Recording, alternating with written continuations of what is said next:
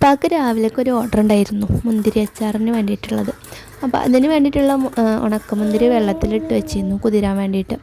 പിന്നെ അതിലേക്കുള്ള സാധനങ്ങൾ ഇതൊക്കെയാണ് കേട്ടോ.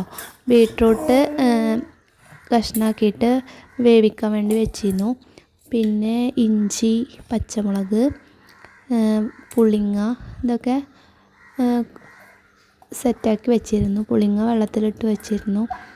അങ്ങനെ പരിപാടി തുടങ്ങാൻ രാത്രി ഉണ്ടാക്കി വെച്ചാലേ രാവിലേക്ക് അതൊന്ന് സെറ്റായി വരുള്ളൂ. അപ്പോൾ രാത്രി അങ്ങനെ ഇപ്പോൾ വേഗം ചട്ടി അടുപ്പത്ത് വെച്ച് പിന്നെ വെളിച്ചെണ്ണയിൽ തന്നെയാണ് ഉണ്ടാക്കിയത്.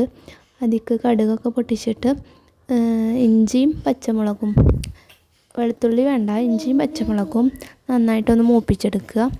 പിന്നെ അതിലേക്ക് പൊയിച്ചത് എന്താണെന്ന് വെച്ചാൽ പുളിങ്ങ വെള്ളത്തിലിട്ട് വെച്ചിരുന്നില്ലേ, അത് നന്നായിട്ട് അടിച്ചെടുത്തതാണ്. മിക്സിയിൽ നല്ലോണം അടിച്ചെടുത്താൽ അച്ചാറിന് നല്ല കുറുക്കം കിട്ടാൻ നല്ലതാണ് പറഞ്ഞിട്ട് നല്ല ഒരു തിക്നെസ് വരാൻ വേണ്ടിയിട്ട് ആണ് അങ്ങനെ ചെയ്യുന്നത്.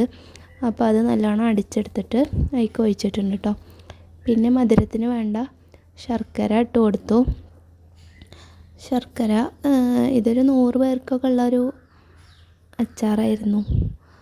അപ്പോൾ അതിലേക്ക് ഒരു 8 പീസോളം ശർക്കര എടുത്തിട്ടുണ്ടായിരുന്നു. പിന്നെ മധുരം കുറഞ്ഞതുകൊണ്ട് വീണ്ടും ഉരുക്കി ഒഴിച്ചു.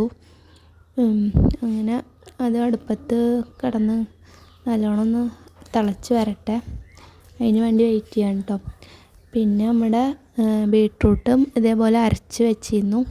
ഒന്ന് വേവിച്ചിട്ട് വേണം അരച്ചെടുക്കാൻ കേട്ടോ, എന്നാലുള്ളൂ അതിൻ്റെ ഒരു പച്ചമണം, അതിൻ്റെ ഒരു ടേസ്റ്റ് ഉണ്ടാവുമല്ലോ, അത് മാറിക്കിട്ടുള്ളൂ. പിന്നെ നല്ലൊരു കളറും കിട്ടും. അപ്പോൾ ബീട്രൂട്ട് നല്ലോണം ഒന്ന് വേവിച്ചിട്ട് ചൂടാറിയിട്ട് അരച്ചെടുത്തതാണ് കേട്ടോ ഇത്. അത് അതിലേക്ക് ഒഴിച്ച് കൊടുത്തിട്ടുണ്ട്. ഇനി ഇത് നല്ലോണം മിക്സായിട്ട് വരട്ടെ കേട്ടോ. ഒന്ന് നല്ലോണം തിളക്കും ചെയ്യണം. അപ്പോൾ ലേശം മധുരം കുറവായിരുന്നു. അപ്പോൾ വീണ്ടും ശർക്കര ഉരുക്കിയിട്ട് പാർന്നു കേട്ടോ. പിന്നെ അത് നല്ലോണം തിളച്ച് വന്ന ടൈമിൽ നമ്മുടെ മുന്തിരി നല്ലോണം കുതിരൊന്നും വേണ്ട, കുറച്ച് ടൈം തന്നെ വെള്ളത്തിലിട്ട് വെച്ചിട്ടുള്ളൂ കേട്ടോ. അപ്പോൾ അത് അതിക്കിട്ട് കൊടുക്കാൻ കേട്ടോ. അപ്പോൾ മുന്തിരിയൊക്കെ ഇട്ട് കൊടുത്തു.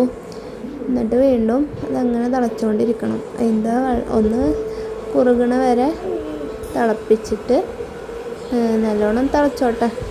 നമുക്ക് അതിൻ്റെ സ്മെല്ലൊക്കെ വരുമ്പോൾ നമുക്ക് മനസ്സിലാകും. മുളകും എല്ലാം കൂടെ ഒന്ന് മിക്സായിട്ട് അതിൻ്റെ സ്മെല്ലിങ്ങനെ വരും.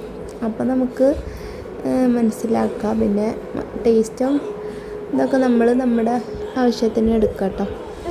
മധുരമൊക്കെ നല്ലോണം ആവശ്യമുള്ളവരാണെങ്കിൽ അതിനനുസരിച്ചിട്ട് എന്താ ചെയ്യുക. അപ്പോൾ നല്ലോണം തിളച്ചിട്ടുണ്ട് കേട്ടോ.